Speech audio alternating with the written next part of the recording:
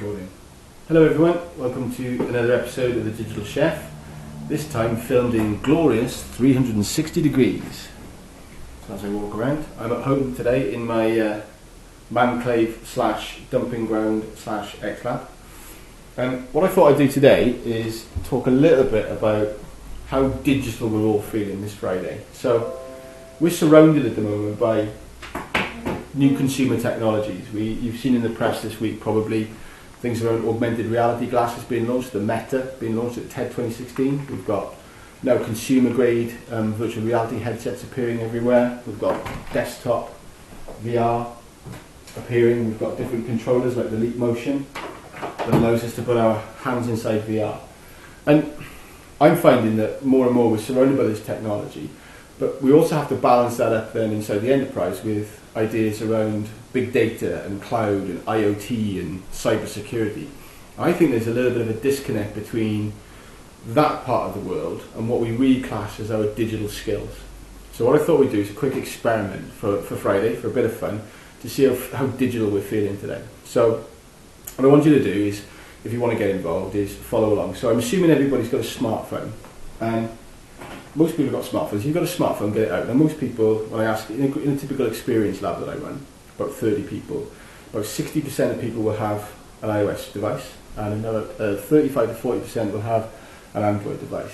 In a group size of about 30, there's always at least one person who's got a Windows phone, and everybody kind of sniggers at them a little bit, but that's an interesting discussion about Windows 10 and Continuum, but predominantly iOS and Android devices, so nobody's got smartphones. The questions I was going to ask you next was around your comfort factor with something like social networking. So if I asked you to shout out 4 social networks or write them down, what 4 social networks, very rapid fire, the same type of social network, generally I get answers back. Facebook, Twitter, Instagram, maybe Snapchat, if you're done with the kids. The interesting thing about that is, after this next question to ask everybody is, if you've got a Facebook account, how many of you over Christmas posted a photograph to your Facebook timeline with your friends or family wishing people a Merry Christmas or a Happy New Year, something like that? Generally, most people these days have a Facebook account, and most people use and interact with Facebook. When I ask the question about Twitter, I get around 15% demographic put their hands up who say they use Twitter. If I ask them then on the next question, which is, okay, so you use Twitter and you use Facebook, similar social networks, how many of you post on Twitter versus just lurk on Twitter? How many people engage in conversation on Twitter versus just lurk? Lots of the hands go down. And just in that question, when you tease it out, we see the problem when we're losing the labels of digital for everything. That our behaviours are different based on the different technologies that we use.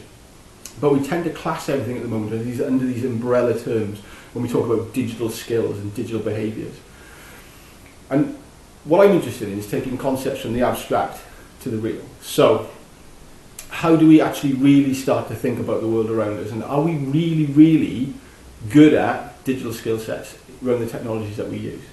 So we know that everybody's got kind of smartphones, and everybody's fairly conversant with social networks. So the next test for me is, what you want to do is get your phone, I want you to unlock your phone for me, and I want you to bring up your apps, if it's on Android or you're on iOS, and I want you to use your thumb, I want you to swipe up, and we're going to see kind of like how digital you are in terms of the number of apps and screens you've got. So can you do 1, 2, 3, they're doing 4, maybe 5 rows of screens? Same with the iOS device when you've got the things, how many times you can swipe left or right with your apps? Okay, so if you close your phones off for me. So just there now, you've probably gone through, the average around that is at least 3 or 4 screens worth of applications on your phone. So that to me shows that people are downloading and experimenting with applications. The next question I ask everybody, or I want to ask people, is their comfort factor around using their digital skills around signing up to these services. So are you comfortable when you register for a new app or a new service to use a social logon versus filling in an actual registration form to create a new account on whatever service it is? There's a bit of a split generally in answers when I get this. There's lots of people who are quite comfortable and quite happy with their digital skills using social sign-ons. They're happy to use Facebook authentication or Google Logon or LinkedIn if it's an option. Some people come back with, no, I'd never do that. I don't want Google and Facebook to know anything about me. But the flip side of that from a conversation point is that do you feel your data is safer with Facebook, who have 1.72 billion users who look after our data on a daily basis, versus the little startup app that you're registering with it? Do you feel safer giving them your data, or do you feel safer giving your data and log on via Facebook? It's an interesting concept when we think about how much of our own personal API and our information that we push out onto the internet. So, everybody's got mobile phones, conversant with social networks. We've gone through and looked to see that most people have quite a few apps, so we're quite comfortable with installing and using functions on your applications, and most people are quite happy signing in with social logons. So, get your phones for me again and hold them up. Don't unlock them. And ask yourself this question, right? Is there anybody out there watching the video at the moment who can tell me right now the exact number of applications they've got installed on their device? Anybody?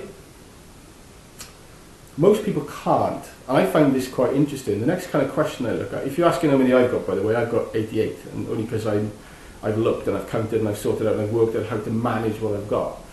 I normally ask the people the question, the next one is in terms of, well, have you done any grouping of those apps into general? If you don't know how many apps you've got installed on the phone, have you done any grouping of those applications into general functions at least? So you've got similar apps and doing similar things that you've experimented with. Some people, if they've got Android, will have default folders, same with default on iOS. But lots of people haven't. Lots of people haven't put any organisation onto the, let's face it, the most personal Internet of Things connected device that we're ever going to have, just constantly with us, constantly connected in our pockets, and we walk around with the world.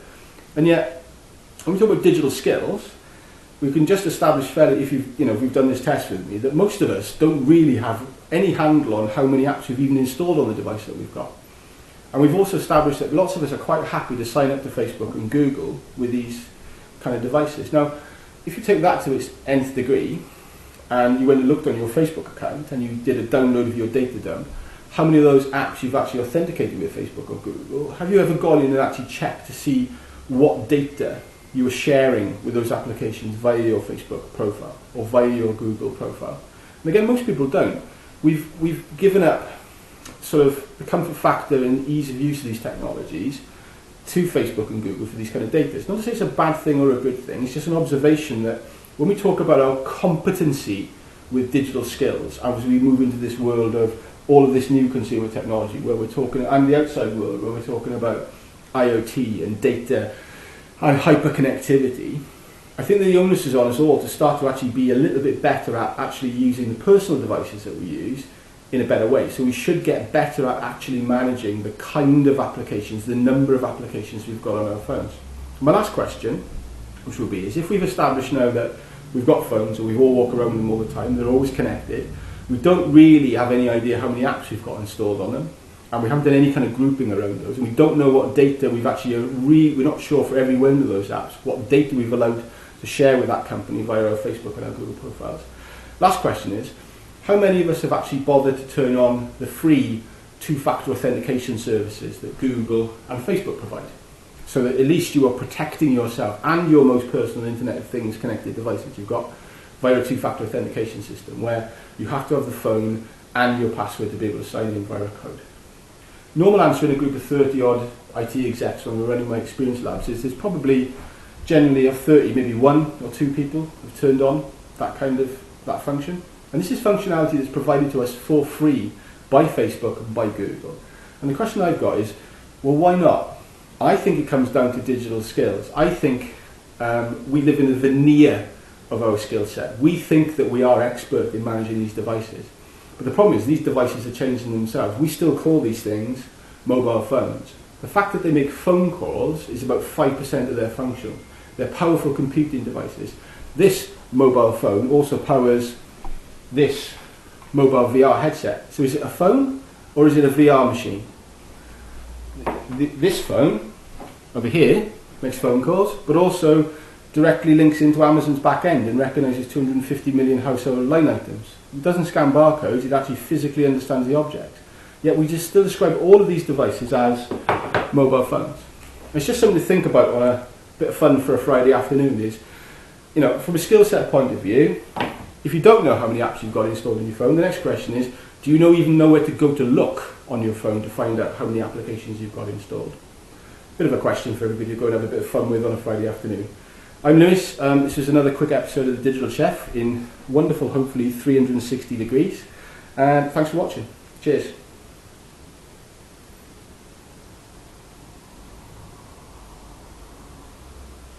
Stop.